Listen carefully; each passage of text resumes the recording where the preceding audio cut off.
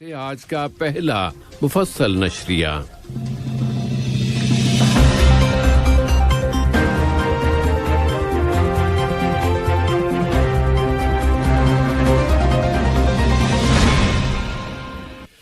بسم اللہ الرحمن الرحیم۔ قطر نے کل کھیلوں کا قومی دن منایا۔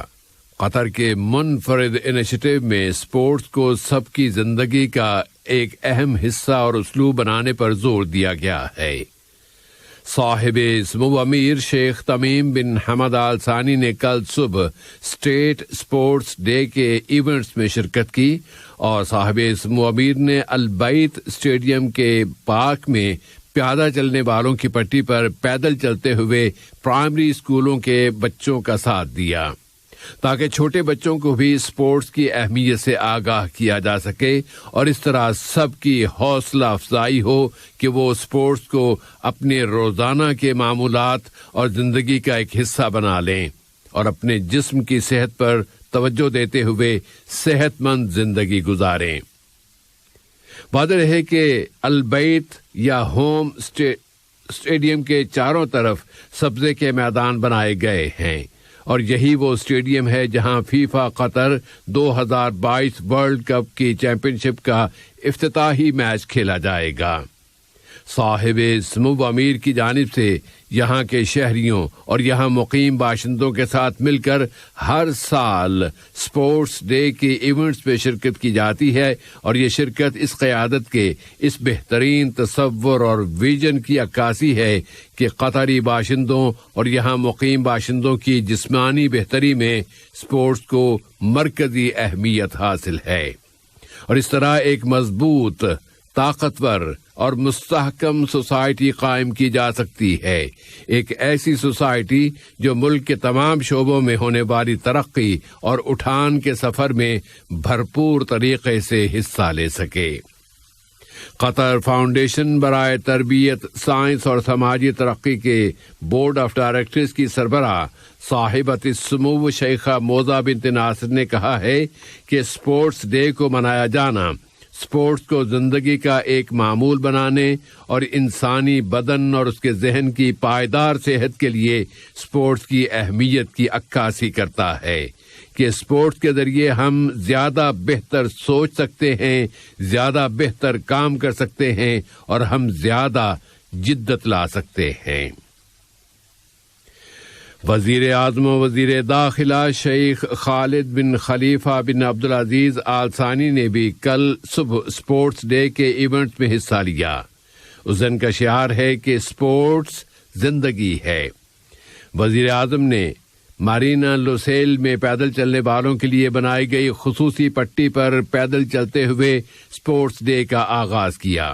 برادر ملک مملکت مراکش کے وزیر اعظم جناب عزیز اخنوش جو ان دنوں ملک کا دورہ کر رہے ہیں اور متعدد وزراء بھی اس واکنگ میں وزیر اعظم کے ہمراہ تھے۔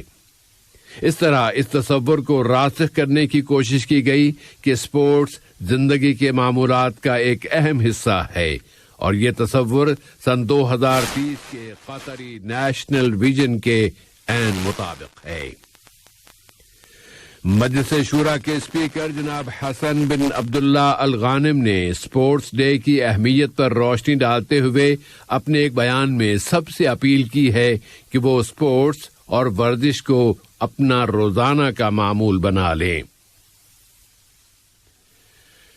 وزیر اوقاف و اسلامی امور جناب غانم بن شاہین الغانم نے کہا ہے کہ ملک کا اسپورٹس ڈے اسٹیٹ کی جانب سے انسانوں کی سرپرستی کا ایک سچا اور پر اثر پیغام ہے اور جو انسان اس دن انسانی نفس اور بدن کی حفاظت کے لیے اسلام کی مضبوط بنیادوں کی طاقت کا احساس کرتے ہیں۔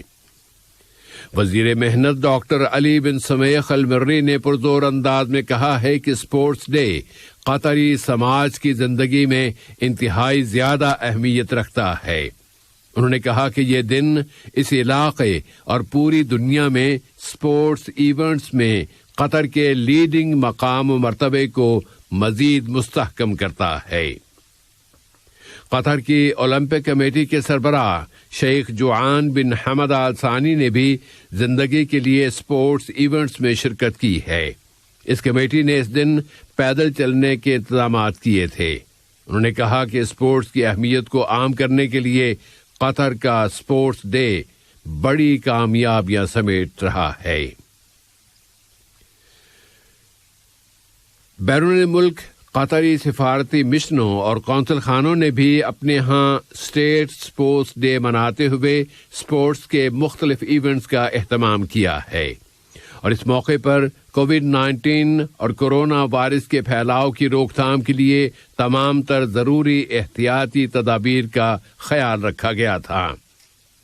ملک کے نمائندوں نے پرزور انداز میں کہا ہے کہ ملک اسپورٹس کی حوصلہ افزائی کرتا ہے اور وہ سماج میں اسپورٹس کے کردار اور اس کے رول کی اہمیت کو اجاگر کر رہا ہے، اور اب تو کئی لوگوں کے لیے یہ روزانہ کے معمولات کا ایک حصہ بن چکا ہے، اور اس دن دوسرے لوگوں کو بھی ابھارا جاتا ہے کہ وہ اسپورٹس اپنائیں۔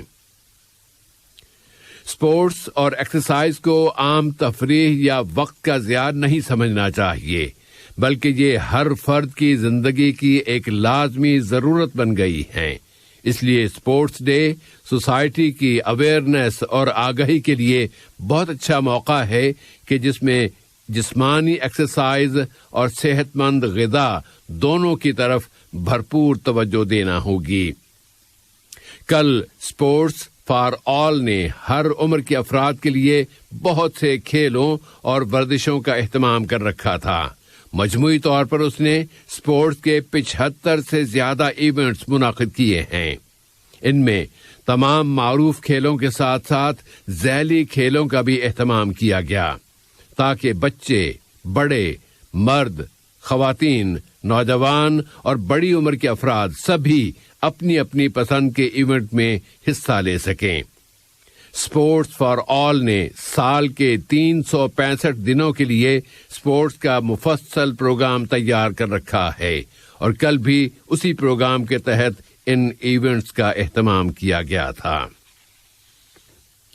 اسپورٹس ڈے کے موقع پر فٹ بال کی ورلڈ فیڈریشن فیفا نے اعلان کیا ہے کہ دنیا بھر سے فٹ بال کے شائقین نے ورلڈ کپ کے فیفا قطر 2022 کے مقابلوں کو دیکھنے کے لیے 17 ملین سے زیادہ ٹکٹوں کی ڈیمانڈ کی ہے، اور یہ تعداد بھی ٹکٹ بیچنے کے پہلے مرحلے کی تعداد ہے جو 20 روز پر مشتمل تھا۔ اسپورٹس ڈے کی تقریبات کو دنیا بھر کے متعدد اداروں نے بہت سراہا ہے اور کہا ہے کہ قطر اسپورٹس کے اجتماعی مفہوم کو راسخ کر رہا ہے۔ وہ ہر عمر کے لوگوں کے لیے اسپورٹس کی مختلف سرگرمیوں کے ذریعے عوامی شرکت کو بڑھاتا چلا جا رہا ہے، اور کل اسپورٹس ڈے کے موقع پر پورا ملک گویا کھیل کا ایک بڑا میدان بن گیا تھا۔ وہ اسپورٹس کے چاہنے والوں کو اس میدان میں جمع کرتا جا رہا تھا، اور یہاں کی قیادت اپنی عوام کے ساتھ مل کر اسپورٹس کی مختلف سرگرمیوں میں حصہ لے رہی تھی۔ اس طرح 11واں اسپورٹس ڈے ایک پائیدار اور صحت مند سماج کی جانب ملک کے سفر میں ایک اہم سنگ میل بن گیا کہ اسپورٹس ایک طرز زندگی ہے۔ یہ خبریں ریڈیو قطر سے نشر کی جا رہی ہیں۔ قطر نے لیبیا کے موجودہ حالات پر بحث کے لیے اطالوی دارالحکومت روم میں ہونے والے اعلیٰ اہلکاروں کے اجلاس میں شرکت کی ہے۔ جمہوریہ اٹلی کے لیے قطر کے سفیر جناب خالد بن محمد الدوسری نے اس اجلاس میں قطری وفد کی قیادت کی، اور قطری وفد نے ایک مرتبہ پھر کہا ہے کہ قطر لیبیا کے پولیٹیکل ٹریک، لیبیا میں متعلق سلامتی کونسل کی قراردادوں اور ایسے تمام پولیٹیکل سولوشنز کی مدد و حمایت کرتا ہے جو لیبیا کی وحدت، اس کے استحکام اور اس کی بالادستی کی حفاظت کر سکتے ہوں، اور ترقی و خوشحالی کے لیے برادر لیبیائی عوام کی امنگیں اور خواہشات پوری کر سکتے ہوں۔ لیبیا سے متعلق ہے یہ خبر کہ لیبیا کے عبوری وزیر اعظم عبدالحمید الدبیبہ نے کہا ہے کہ وہ ایک نئے عبوری مرحلے کی ہرگز اجازت نہیں دیں گے اور وہ کسی اور متوازی انتظامیہ کو بھی ہرگز قبول نہیں کریں گے۔ ان کا اشارہ پارلیمنٹ کے اگلے اجلاس کی طرف تھا جو کل جمعرات کے روز نئے وزیر اعظم کے چناؤ کے لیے بلایا جانے والا ہے۔ انہوں نے کہا ہے کہ ان کی حکومت ایک منتخب انتظامیہ کو اقتدار منتقل کرنے تک کام کرتی رہے گی۔ اسرائیل نے شامی دارالحکومت دمشق کے نواح میں ایک حملہ کیا ہے۔ اسرائیلی فوج نے اعلان کیا ہے کہ اس نے دمشق کے قریب شامی میزائلوں کی بیٹریوں اور ایک راڈار کو نشانہ بنایا ہے کہ شام نے اسرائیل کی جانب ایک اینٹی ایئر کرافٹ میزائل داغ دیا تھا۔ شامی ٹیلی ویژن کے مطابق شامی ایئر ڈیفنس نے دمشق کے آسمان میں متعدد اسرائیلی میزائلوں کو روکا ہے اور اس حملے میں ایک شامی فوجی جاں بحق اور 5 دوسرے زخمی ہو گئے ہیں اور مالی نقصانات بھی ہوئے ہیں۔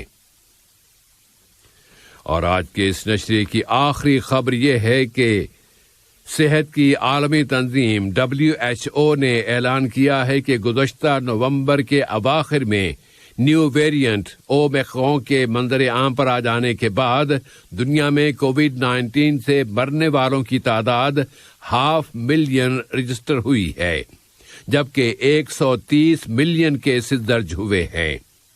WHO نے کہا ہے کہ یہ صورتحال کسی سانحے سے بھی زیادہ سنگین ہے۔ اہم خبروں کا خلاصہ ایک مرتبہ پھر۔ صاحب سمو امیر نے اسٹیٹ اسپورٹس ڈے میں شرکت کی ہے اور افراد اور سوسائٹی کی صحت میں اسپورٹس کی اہمیت پر زور دیا ہے۔ اسپورٹس زندگی ہے، اس سلوگن کے ساتھ کل یہاں سرکاری اور عوامی سطح پر اسپورٹس ڈے منایا گیا۔ اسپورٹس کی طرف قطر کی بھرپور توجہ اور اجتماعی اسپورٹس کے مفہوم کو راسخ کرنے پر زبردست عالمی ستائش اور تعریف۔